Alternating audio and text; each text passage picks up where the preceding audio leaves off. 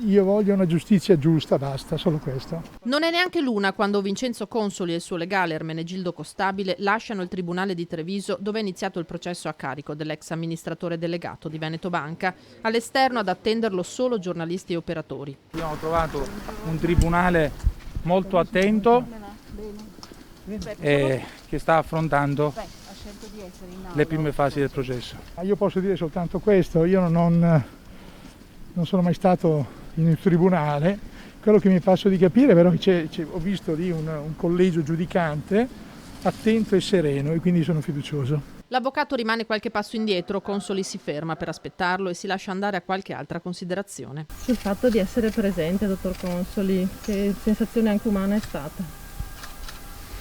Sono abituato a tante cose, questa qui è una cosa pesante. L'amarezza è formidabile, l'amarezza. Tornassi indietro farebbe qualcosa di diverso? Non lo so.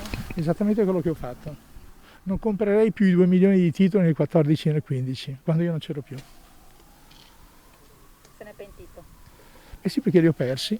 Anche Consoli si sente dunque un danneggiato dal crack di Veneto Banca, di cui si trova ora unico imputato a rispondere. Ostacolo alla vigilanza, aggiotaggio e falso in prospetto le accuse a suo carico. Udienza fissata alle 9:30 all'esterno a manifestare alcuni risparmiatori truffati.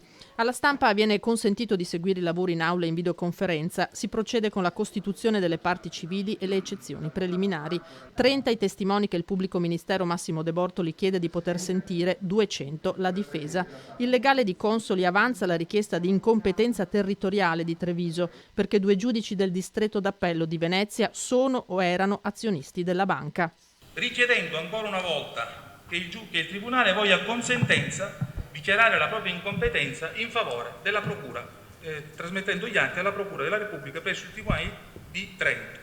Io ritengo che la problematica suggerita dal collega della difesa dell'imputato sia molto suggestiva quanto infondata. Comunque lo deciderà il Tribunale. Io credo che Treviso celebrerà questo processo e lo porterà fino in fondo. Il clima tra i difensori è sereno, ovviamente determinato, perché ciascuno sostiene le proprie posizioni, come è giusto che sia. Il Presidente ha appunto detto che fisserà un'udienza alla settimana. Oggi sono state appunto avanzate molte contestazioni da parte della difesa Consoli. Prossima udienza lunedì 19 aprile. Un calendario serrato per evitare che il procedimento finisca con un nulla di fatto.